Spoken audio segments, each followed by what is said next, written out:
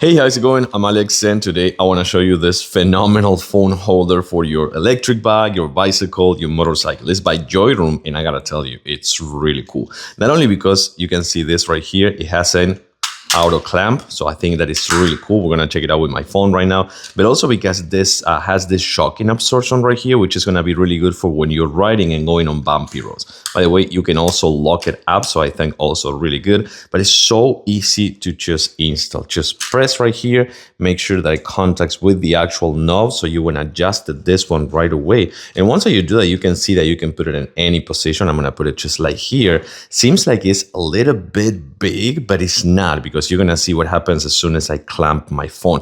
So it's almost ready. I'm gonna just adjust it just a little bit more. And once it's done, we're all set. So check this out. This is how the magic happens. You're gonna put your phone in here, you're gonna press, and that's it. This thing won't move. And when you're just like wanna take it up, you just do this and it's all set. I like it. I guarantee that you're gonna really like it for your bicycle, for your motorcycle, for your electric bike, and it works like butter. I like it, totally recommend it.